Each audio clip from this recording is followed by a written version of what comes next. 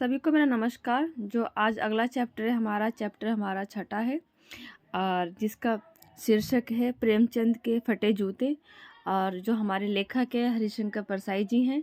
तो ये व्यंग्यात्मक लेखन है जो व्यंग्य के माध्यम से हरिशंकर परसाई जी बताना चाहते हैं कि लोग या समाज में किस प्रकार से लोग दिखावटी दुनिया में मतलब दिखावटी जीवन जीता है। मतलब उसको चाहे उसमें कितनी तकलीफ हो परेशानी हो मगर वो दिखावटी जीवन करता है। तो एक प्रेमचंद के फटे हुए जूते के माध्यम से हमारे लेखक जी बताना चाहते हैं। तो आइए पहले हम सबसे पहले हरिशंकर परसाई जी की जीवनी के बारे में जानेंगे।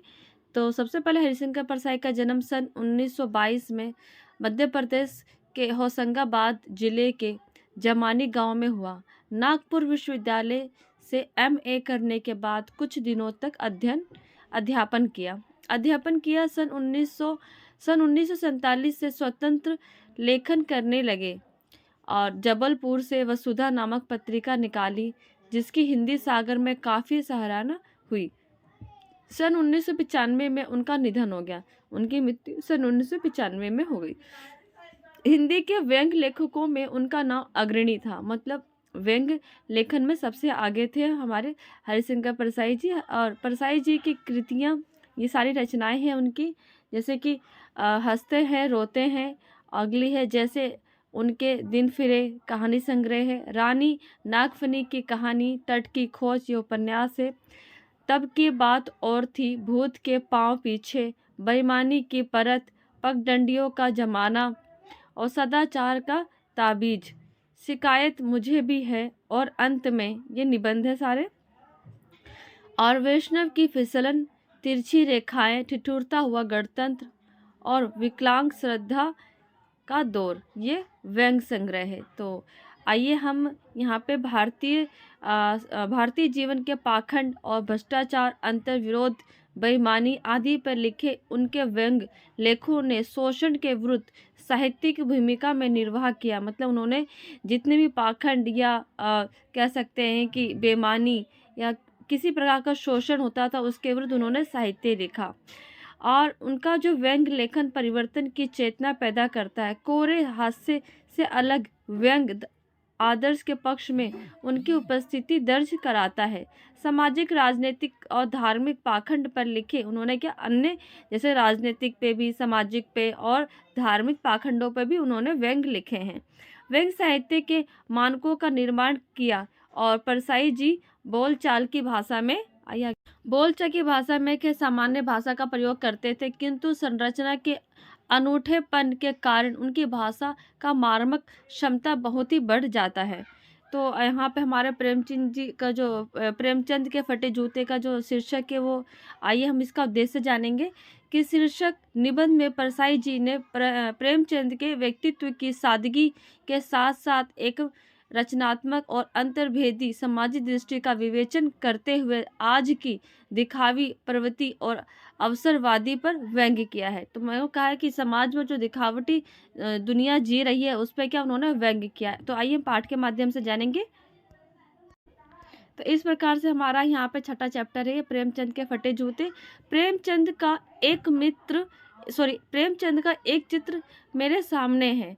पत्नी के साथ फोटो खिंचा रहे हैं, सिर पर किसी मोटे कपड़े की टोपी, कुर्ता और धोती पहने हैं और कनपट्टी चिपटी है, गालों की हड्डियां उभर आई हैं और पर घनी मूछें चेहरे पर भरा भरा बतलाती है। मतलब जो उनकी ये शारीरिक बनावट बता रहे हैं कि किस प्रकार उन्होंने टोपी पहन रखी, धोती कुर्ता पहना हुआ है और उनकी जो कनपट्टी वो चपटी सी है, गालों की हड्डियां उभरी हुई हैं और मूछें घनी सी है, उसके लिए चेहरा उनका भरा भरा लगता है।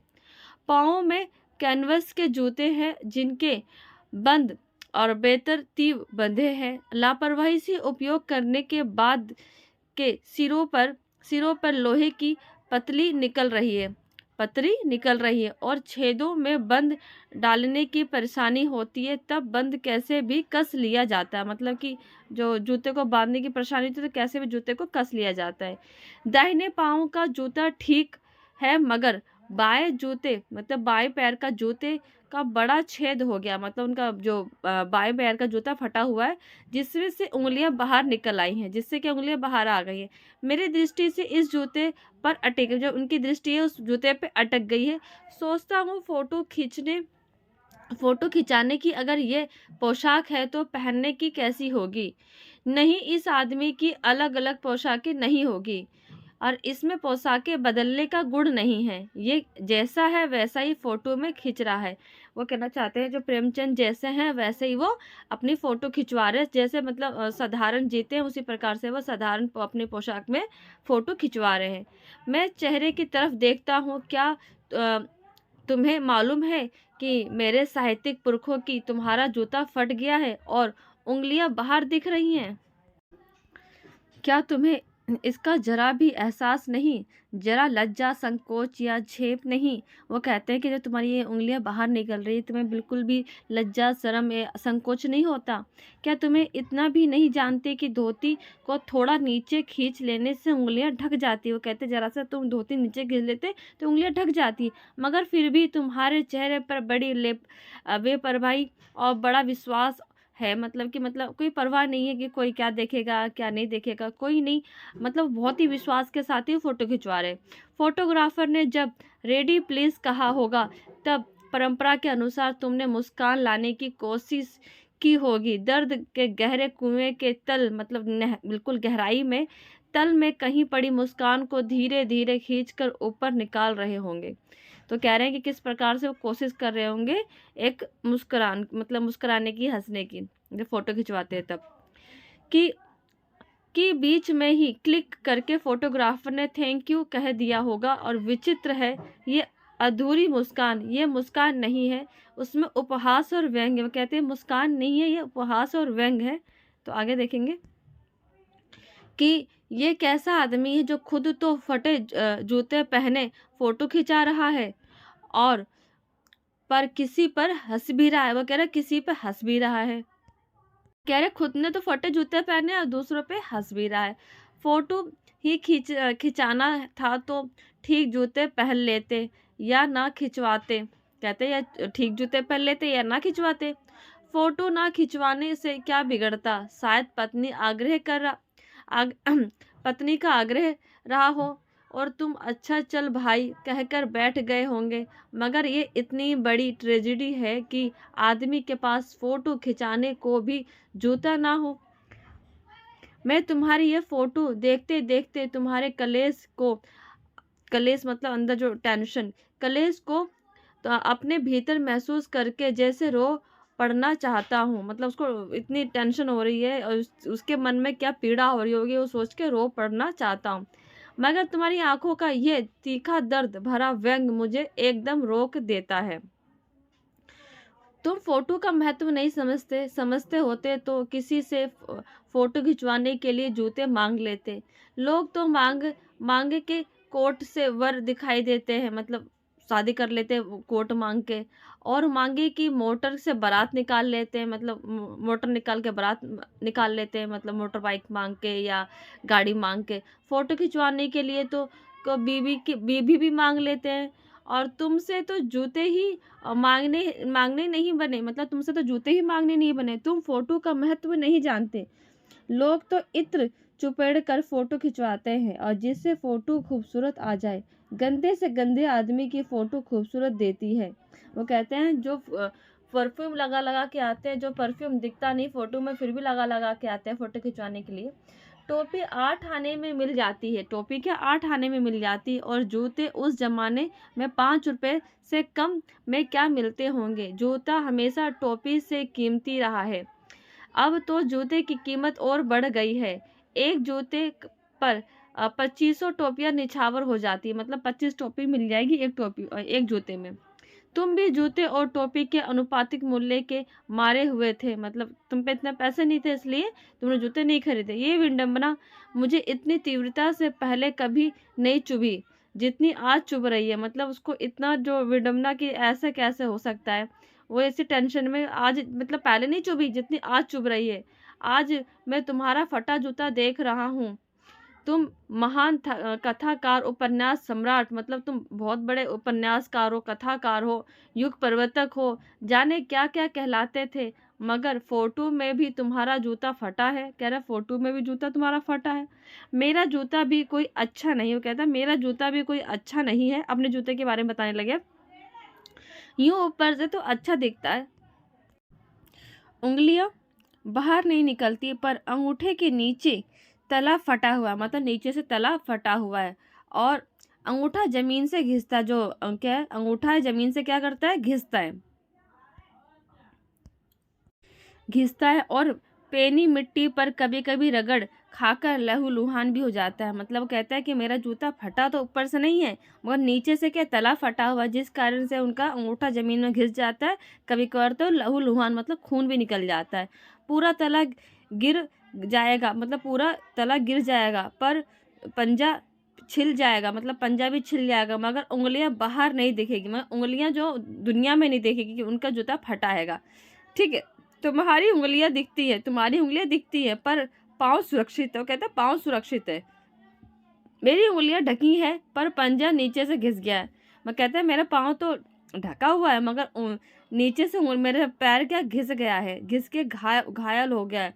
तुम पर्दे का महत्व ही नहीं नहीं जानते, हम पर्दे पर कुर्बान हो जाते हैं। कहते तुम पर्दे का महत्व नहीं जानते, हम पर्दे पर कुर्बान हो जाते हैं। मतलब कि वो भले उनको, मतलब पर्दे से उनका जूता मतलब पैर ढका हुआ, मगर नीचे से लहूलुहान हो रहा, तो वही कहना चाहते हैं व्यंग्यात्मक में कि तुम पर्दे का महत्व नहीं जानते, तो क्यों पर्दे पर क्या कुर्बान होना पड़ता है। तो इस प्रकार से बोल रहे हैं। आइए आगे देखते हैं।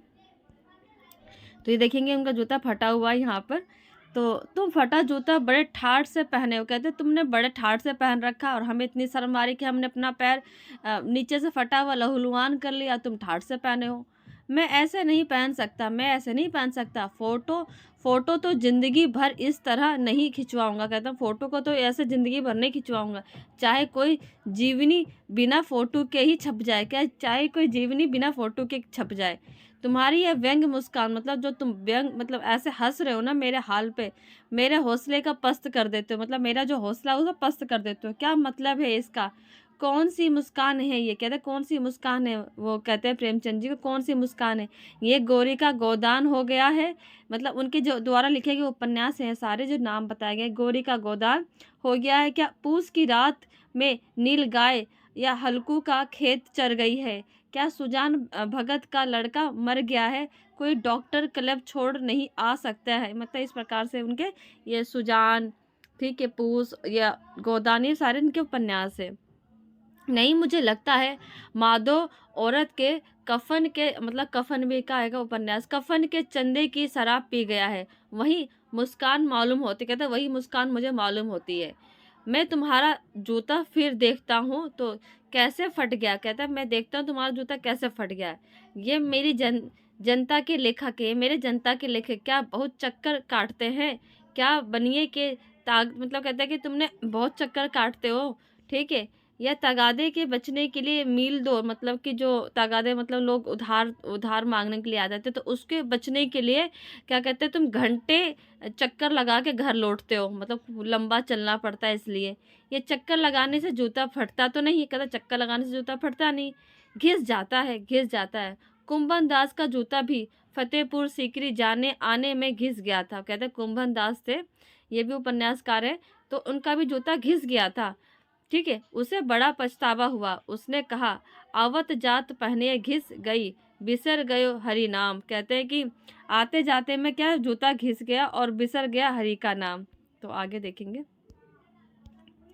और ऐसे बुलाकर देने वाले के लिए क्या कहा था, जिनके देखे दुख उपज, जिनके देखे दुख उपज है, तिनको करबो परे सलाम। चलने से जूता घिसता है फटता नहीं। कहते हैं कि चलने से जूता घिसता ना कि फटता है। तुम्हारा जूता कैसे फट गया, वो ऐसे बोले कैसे जूता तुम्हारा फट गया है। तुम्हें लगता है कि तुम किसी सख्त चीज को ठोकर मारते रहे हो। कहते हैं कि सख्त चीज को ठोकर मारते रहे हो, कोई चीज जो परत सदियों से जम गई थी, और उसे शायद तुमने ठोकर मार मार के अपना जूता फाड़ लिया है। कोई टीला जो रास्ते पर खड़ा हो गया था, उस पर तुमने अपना जूता आजमाया होगा, मतलब उस पर तुमने अपना पैर मार मार के जूता फाड़ने की कोशिश की होगी। तुम उसे बचाकर उसके बगल से भी तो निकल सकते थे, टीले से समझौता भी कर सकते थे। सभी नदी पहाड़ अगर कहते सभी नदियाँ पहाड़ को थोड़े ही फोड़ती है, कहते सभी नदियाँ थोड़ी पहाड़ को मतलब फोड़ देती है, मतलब चकनाचूर कर देती है। कोई रास्ता बदल कर घूम घूम कर भी तो चली जाती है। वो तो कहते हैं कि और सारी मतलब बहुत सी जो नदियाँ वो घूम के चली जाती है, उसे तुम भी क्या घूम के चले जाते, क्यों ठोकर मार दिया, अपना जूता फाड़ लिया। तुम समझौता नहीं कर सके, क्या तुम्हारी भी कमजोरी थी? जो होरी की जो जो होरी मतलब होरी नाटक का एक पात्र है, होरी को लेकर डूबी। वह नेम धर्मी मतलब कि समाज के डर के मारे इस पे लिखी गई है। नेम धर्म धर्म वाली कमजोरी, नेम धर्म और उसकी भी जंजीर थी। मगर तुम किस तरह का मुस्कुरा रहे, तुम किस तरह से मुस्कुरा रहे हो, और उससे लगता है कि शायद नेम धर्म तुम्हारा बंधन नहीं। उसने कहा कि ऐसा लगता है कि तुम्हारा ये बंधन नहीं, तुम्हारी मुक्ति थी, मतलब तुम्हारी मुक्ति थी। तुम्हारा ये पाँव की उंगली मुझे संकेत करती करती सी लगती, कहते हैं कि जो तुम्हारे पैर की उंगली मुझे संकेत, मुझे इशारा करती है, जैसे कि तुम घृणित समझते हो उसकी तरफ। हाथ की नहीं, पाँव की उंगली इशारा करते हैं। वो क्या, हाथ से नहीं, वो पैर की उंगली से इशारा करते हैं। तुम क्या उसकी तरफ इशारा कर रहे हो जिसे ठोकर मारते मारते तुमने जूता फाड़ लिया? मैं समझता हूँ, तुम्हारी उंगली का इशारा भी समझता हूँ। मैं कहता मैं तुम्हें भी समझता हूँ, तुम्हारी उंगलियों का इशारा भी समझता हूँ, यह व्यंग मुस्कान भी समझता हूँ, और ये जो व्यंग मुस्कुरा रहे हो ना, हंस रहे हो, वो भी समझता हूँ। तुम मुझ पर या हम सभी पर हंस रहे हो, कहते मुझ पर और हम सभी पर हंस रहे हो। उन पर जो उंगलियां छिपाए, मतलब जो उंगलियां छिपा कर तलवों के घिसाते, मतलब कि समाज के डर के मारे जीते हैं और दिखावती दुनिया को। तो वो कहते हैं कि हम ऐसे इस समाज पे तुम हंस रहे हो जो क्या उंगलियों को छिपाने के चक्कर में अपने पैरों को घिसा लिए, लहूलुहान कर दिया। ठीक है, घिसाए चल रहे हैं। उन पर जो टीले बरबरा बरकरार बाजू से निकाल लेते हैं, और तुम कह रहे हो कि मैंने ठोकर मार मार के जूते फाड़ लिए, उंगली बाहर निकाल आई, पर क्या पाँव बच गया और मैं चलता रहा, मगर तुम उंगलियों को ढकने की चिंता में तलवों को नाश कर रहे हो। वो कह रहे हैं कि तुम मतलब वो दिखावटी की दुनिया के चक्कर में उन्होंने अपने पैरों को लहूलुहान कर लिया, इसलिए वो मंद मंद जो मुस्कुरा रहे थे, इसलिए बार बार कहते तुम जो हंस रहे हो, जो व्यंग मुस्कान हंस रहे हो, मैं समझ रहा हूँ। तुम चलोगे कैसे? उसने बोला कि अब ये बोल रहे, अगर तुम उंगलियों को ढकने की चिंता में तलवों को, अगर कह रहे कि तुमने अपने पैर को ढकने की या समाज को दिखावे की टेंशन में अपने तलवों को नाश कर दिया, लहूलुहान कर दिया, तो तुम चलोगे कैसे? तुम चलोगे कैसे? मैं समझता हूँ, मैं तुम्हारे फटे जूतों की बात समझता हूँ, उंगलियों का इशारा भी समझता हूँ, तुम्हारी व्यंग मुस्कान भी समझता हूँ। तो इस प्रकार हरिशंकर परसाई जी कहते हैं, मैं तुम्हारी व्यंग मुस्कान भी समझता हूँ, अंगूठे की उंगलियों का इशारा भी समझता हूँ। तो इस प्रकार से पाठ खत्म हो गया है। तो आप सबका बहुत बहुत धन्यवाद। अब अगला चैप्टर करेंगे। आप सब ऐसे पढ़ते रहे, आगे बढ़ते रहे। आप सबका दिन शुभ हो। Thank you.